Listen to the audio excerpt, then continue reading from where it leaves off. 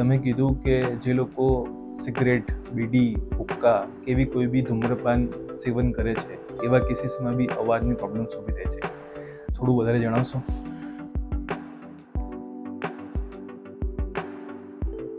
ચોક્કસપણે સ્મોકિંગ એક પ્રકારનું ધીમે ધીમે આવતું કેન્સર છે.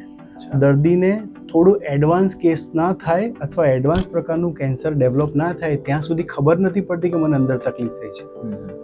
તમાકુથી થયેલું કેન્સર તમને ચાંદાવાટે દેખાઈ જશે, પણ સ્મોકિંગ થયેલું કેન્સર જે સ્વરપેટીમાં છે એ તમને જ્યારે તમારો અવાજ એક હદથી વધારે ખોખરો નહીં થાય ત્યાં સુધી તમને ડૉક્ટર પાસે જવા માટે કમ્પેલ નથી કરતો. એવા કેસીસ તમે જુઓ છો? કારણ કે મારા ખ્યાલથી ઘણીવાર સ્મોકિંગ જે સ્મોક છે એના કારણે બી ઘણીવાર એ સ્મોકના કારણે બી તમારા સ્વરપેટીના પર સોજો આવી શકે છે. ચોક્કસ.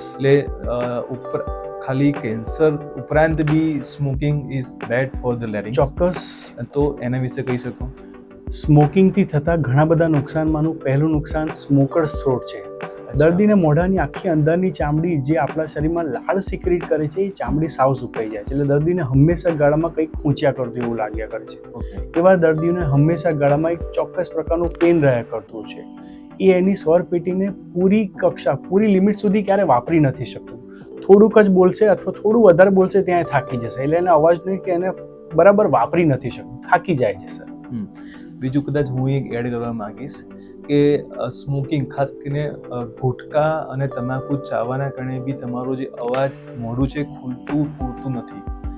એના કારણે બી જે તમારી અવાજની ક્વોલિટી છે એ પણ બદલાઈ જાય છે. અવાજના પ્રોડક્શન એકલી સ્વરપેટી સિવાય આપણું મોઢું, આપણી જીભ, આપણા ગલોફા અથવા મોઢાની અંદર રહેલી ચામડીમાં લુબ્રિકેશન, આપણે જે લાળ સિક્રેટ કરી છે બધા જ પરિબળો કારણભૂત હોય છે.